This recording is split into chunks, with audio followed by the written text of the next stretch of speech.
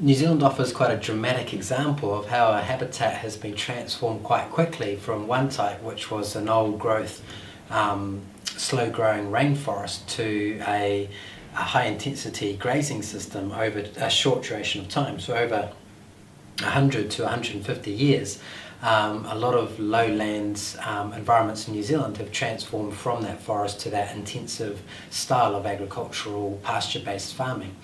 So there's been quite a big impact on the environment in association with that, but you can also see how the changes in the ecosystem result in changes of fertility and production as well. So you've gone from a stable old growth forest, which is sustainable in its production, so there's all these resources that can be drawn out of that ecosystem. It doesn't pollute the environment.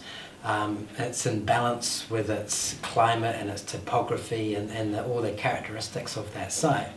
And you've taken that balanced, productive system, which is very productive as far as the timber and the production of birds and the fertility of that system and the recycling of nutrients in that system. It's all a very highly productive system, and we've transformed that into a system that is very polluting to the environment, requires a high input of resources to maintain it, and as a result of that high input also results in a high pollution of the environment as those inputs flow through the production system straight into the environment.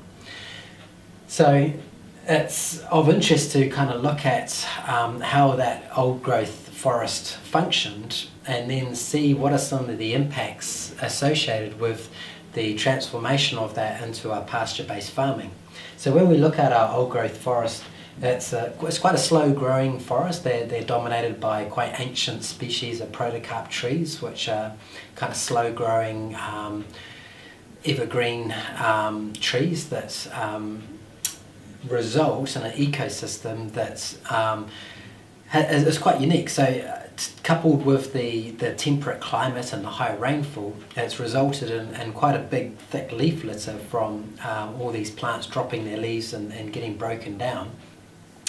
Quite a rich productive topsoil, which you don't tend to get in more tropical, highly productive, faster growing forests, because all of that nutrients from the topsoil are being extracted by the trees and put into their production.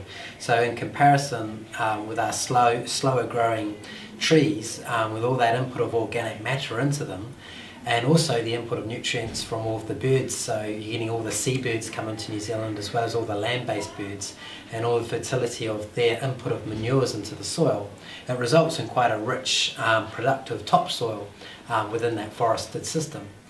And then another characteristic of an old slow-growing forest is a deep subsoil, which you do get in New Zealand as well. And with our particular climate and weathering, it's often quite a clay-based subsoil that you get in New Zealand. So when you take that habitat and you cut down the trees and you burn them all off, you are removing the elements in that system that are recycling that organic matter and protecting the soil from erosion. So by removing them, there's no longer a stable input of fertility into that system from the trees and the leaf litter and the associated plants. And also that loss of habitat results in a loss of all the bird species that were also inputting their fertility into the system. So there's been a massive decline in input of fertility and carbon and other organic matter into that system. And with that soil now being exposed, it will then erode away very quickly as it's exposed to weathering from wind and rain. But initially when this was done, because the topsoil was quite rich and fertile, and we cut down all those trees and we burnt them all down, and there was this big input of potash into the system, it was a very fertile, productive system initially. So the early settlers into New Zealand were quite amazed because they've come from environments where for 10 to 50,000 years of human occupation have degraded that environment to a point which they just take for granted as being quite low in productivity. they've come from that environment to New Zealand, where it's just a very newly transformed environment. So all the fertility of that old growth forest, they could draw upon all that richness and fertility to prop up their production. So initially it was like boom period of agricultural production in New Zealand, and as well as being very productive, there was good markets as well. So they could export it back to Europe and England because there was a big demand in those countries for the products from New Zealand. And then following on the back of that, over the war years, there was a sustained market for the production of agricultural resources from New Zealand. But towards the end of the war years, coming up to 80 to 100 years of agricultural production in New Zealand, things were starting to taper off quite a lot. We'd lost a lot of our topsoil because it washed away. That initial fertility in the soil had been used up in our production, and there wasn't the systems within those farms to renew the organic matter and to replenish the organic matter within the soil, or to build up the soil life in the soil. So over time, those soil communities were being impoverished and diminished and degraded to a point where their production was less productive. But towards the end of the war years, we actually found that we could use a superphosphate artificial fertilizer to boost up that production again.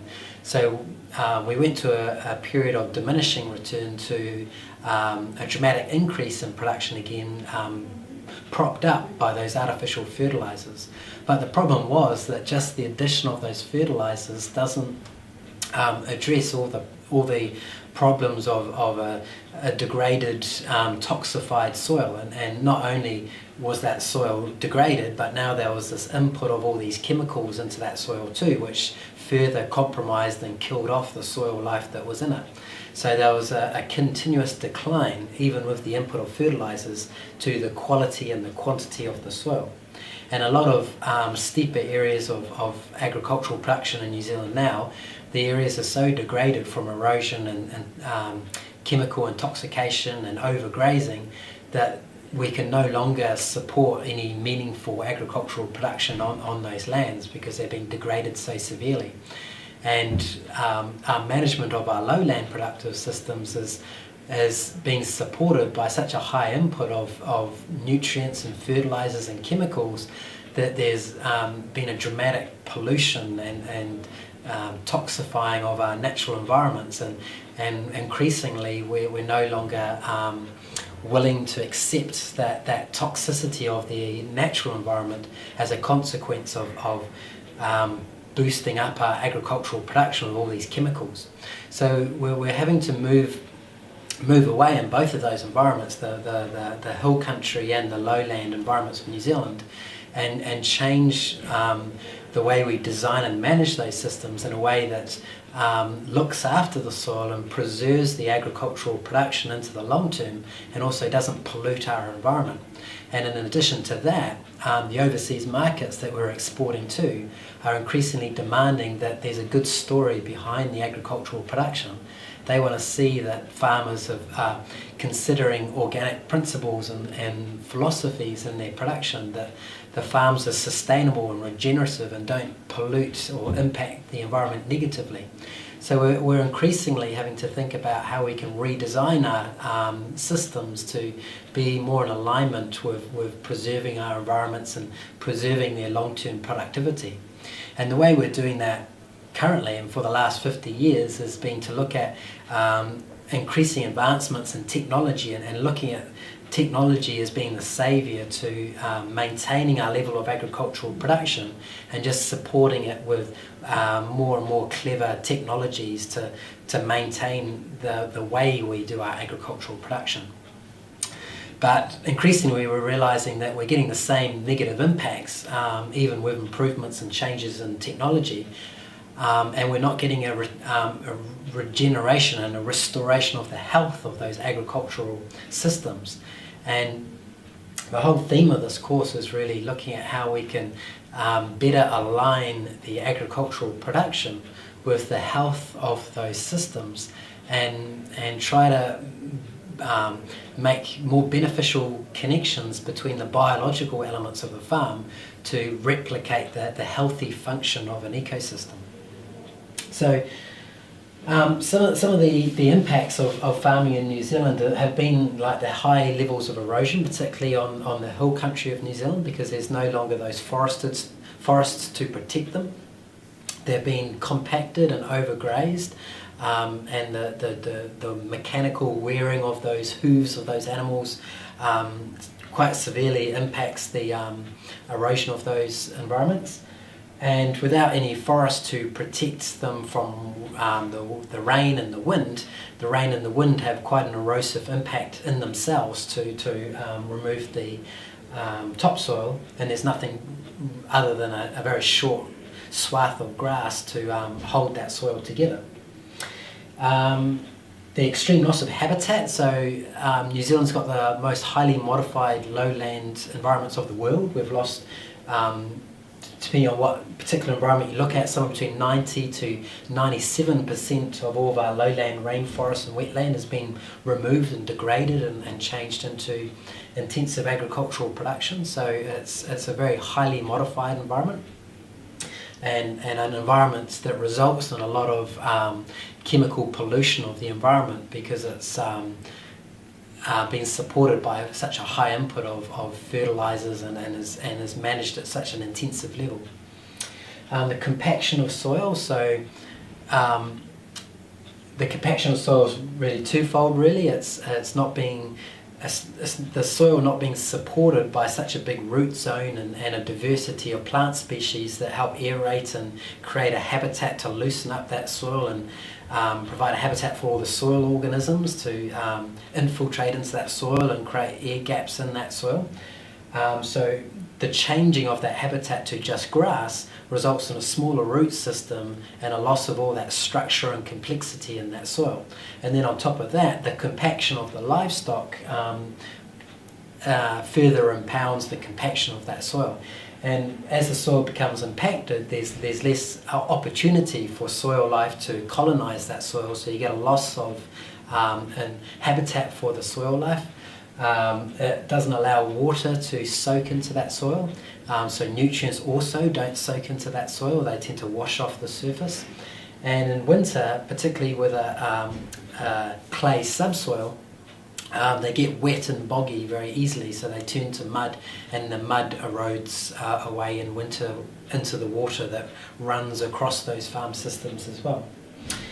And with the changing of the dynamics of water in that system, you also get a drying up of springs and a lowering of the water table. So no longer can water percolate and infiltrate into the soil, it just runs across the surface. So all the springs dry up, the water table drops down, and that further dries up the soil and further reduces the opportunity for life to colonize that soil, makes it harder for trees to become established, and generally just degrades that whole habitat. It moves it closer towards the desert.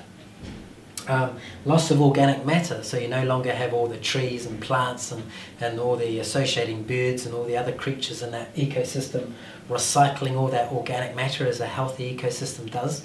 It's become an unhealthy, dysfunctional system which doesn't recycle organic matter anymore. So over time, as it's continually producing a crop of grass or other plants, you're getting a continuous decline and loss in organic matter. And also you're getting like this big change in the habitat. So and no longer it's these very adaptive species that are native to that environment. They're being replaced by quite genetically exotic introduced species of low genetic diversity have been introduced into that system. And when you do that, when you kind of integrate exotic species that are not well adapted or come from similar environments that work well together, and their genetic diversity is low, so they're less able to change in response to changes in their environment, you get quite a different state of health of that environment, and that whole system doesn't work like it used to.